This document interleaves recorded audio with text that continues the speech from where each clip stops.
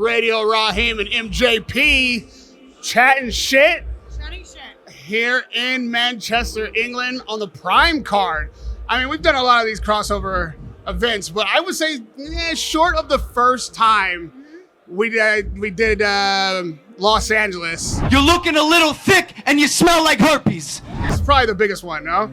Yeah, I mean, actually, we were the ones that were at the very, very first white-collar boxing event here in Manchester. Here they are. Let's go, Chad. Yes, well, we only cover professional boxing. So we just had a weekend in Manchester and some YouTubers kicked off and we decided that maybe we'd pop in. But now this shit has gotten serious. Yeah. I would say the main event might have gotten bested by the co-main event. I don't even know if they have to switch the top of the card now because everybody's talking about Logan and Dillon. And I talked to Dillon yesterday. He is not backing down. He's a scumbag, and she's a whore, and she is all that. I know everything is real. But he says Logan has crossed the line. How? Because him and Nina are suing Dillon. But they're talking about him suing too. Like, you don't sue in fighting. Like, that's just one rule of Fight Club, you know? He's aware that he started it, right? Did he, in fact, do something that is beyond the pale? As a woman, because a lot of guys are taking Dillon's side in this, which I thought was going to be a little bit more split, but I'm seeing a lot of guys just like, this is part of the game. I mean, I'm hearing that, and don't quote me as like this is fact, but I'm hearing that the lawsuit is really over the fact that he has in possession photographs and videos of Nina that are not in the public sphere. And that she's protecting herself, which rightfully so. If it's not public, then how did you get that information? Like, if that's the case, then yeah, it's a bit too far. And I'm not gonna lie, look, I'm not gonna tell somebody how to troll and not troll. But I think it's safe to say he might be the king of all trolls, because I have never seen anything quite like it. Every single day. I don't even follow Dillon Danis, and he's on my feed every single day on Twitter. I mean, my thing is, I'm all for some shit talking in boxing for sure, but trolling people's like family or significant others or what does she have to do with anything? Yeah. I'm not clear on why this is even relevant. Skin. It's trying to get under his skin, and I think that now we've realized that it's not getting under Logan's skin. He loves her and he's standing by her, and I think that initially he was hoping to maybe cause some sort of emotional rift between him and his missus. I mean, it would piss me off. It would get under my skin. I don't know if we'd make it to the ring. I'd have to crawl to this guy's window. Well, it seemed at one point that it was in question just a few days ago because Dillon Danis had tweeted that, hey, I'm out. And then next thing you know, Mike Perry is putting a video out saying I'm in. And then the next thing you know, he's like, wait, I'm just kidding. Like, when was the last time Dillon was actually in? He's always out. I was like, that would be the ultimate troll to walk him all the way down the aisle and then leave us at the altar. I believe that is the Dillon Danis motto. And I would just say, if I were Nina, I would sue the fuck out of him. I would troll him in court. I don't think there's any line being crossed at all. Maybe that is the case. From that perspective. Maybe that is the case, and they're waiting until after he the shot fight. a bystander. Every day he went back and shot her again. Like, she's not even in the gunfight. So I'm like, but it is selling tickets. Like I said, he might have elevated this thing from co-main to main because the Tommy Fury KSI fight I think is more interesting as far as like what's gonna happen and how this thing's gonna play out boxing wise. But this other thing has gotten me totally hooked in. Yeah. I just, I want to see if he's going to show up, first of all. Yeah. And then I want to see if Logan can control himself because no matter what he says about, it doesn't matter, we're all blah, blah, blah, blah. I think he does love her. And if you see your girlfriend getting curb stomped on a daily basis, you're going to want to fuck this guy up. Like, boxing and promotion is one thing. So do you think the emotion is good for Logan, or do you think it could be a bad thing? Because we know that sometimes too much emotion could actually lose the fight. This is what we have to find out. Yeah. Plus, everybody's like, Dillon's a wrestler, and McGregor's like, oh, you should break his leg or something. Logan might suplex this guy. He might pile drive him.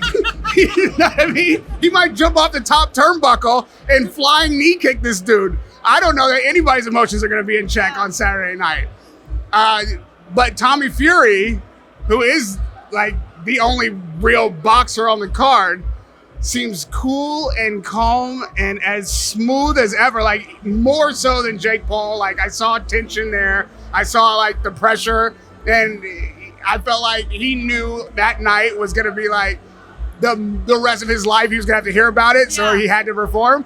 This time, he's real matter of fact about it. He seems like he's cruising. Do you think that there's as much pressure, though, with the Fury family this time around? Because remember, the brothers were like, I'm threatening to disown you if you lose. And that's a lot of pressure. Which is fair, which is also fair. Because, like, if you curse on my girlfriend, I'm going to shoot you. And if I'm the world champion and you lose to a YouTuber as a real boxer, I'm going to disown you. All of that, I think, is fair. Yeah. This time, I think the pressure that he feels probably is just from himself. Like, because this will, like, vacate the win of Jake Paul. If KSI goes in there and beats him, God forbid, knocks him out, he's erased his whole Jake Paul bragging rights. Right. Then like, oh, was it a slip?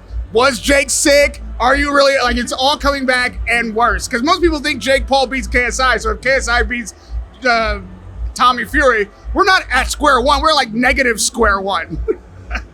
How much of a chance do you give KSI against Tommy Fury? Because you know that the expectation is that Tommy should win this fight. Listen, KSI has sharp elbows. Well, he's hitting my chin and elbow. He's very sneaky and awkward and confident. And so because I've fought like in the street weird guys, and when they are awkward like that and not fighting in a way that you can anticipate, sometimes a punch can get in. Sometimes an elbow can, ask Chris Eubank, an elbow can change a fight. You never know. And in this case, I think Tommy definitely has the edge. Tommy should win, but I can't say he absolutely will win. Right. Well, KSI, what I love about him this time around, or I've seen him in the last maybe 2 fights, his confidence is super high. I mean, he's even gone as far as saying in his mind he believes he could beat a Canelo, a Dimitri Bivol. Like, I love the confidence, but he also admitted that he's aware that if he was in the ring with them, he probably would lose, obviously. But my point being is that I'm loving his newfound confidence coming into this. He's not threatened at all by Tommy Fury. Listen, no YouTuber will ever win a world championship. This is something we just have to like get comfortable with. Like Jake Paul calls out Canelo, I want Canelo. after losing to Tommy Fury. There's a level of delusion in all of this going on behind us, which is fun, and I'm enjoying it, and I'm partially responsible for it. But let's get real. Like, I think they're just really using real boxing champions for like clicks and clout, and maybe like, I believe that they might believe one day this is possible. It is not. This will never happen from any of them, period.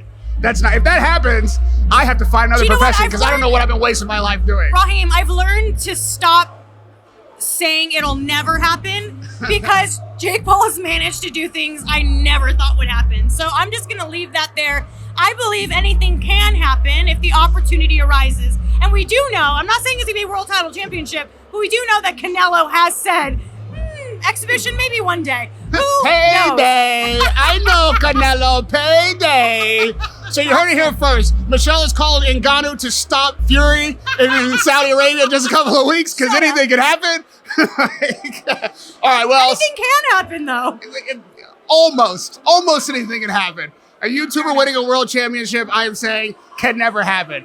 So when that fight, when Canelo decides that he wants that payday, they can make me eat my words if I'm wrong.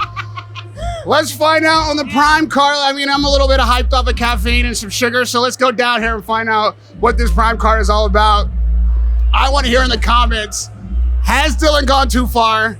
Does KSI beat Tommy? If Tommy loses, is he not only disowned by the Furies, but he is disowned by the boxing community? Like, this prime card is actually answering a lot of prime questions. So we'll see Saturday night. We're going to chat shit the whole week, though. So come back. Seconds Out, Fight Hub, Michelle, Radio Rahim, MJP, chatting shit. Bye, fans.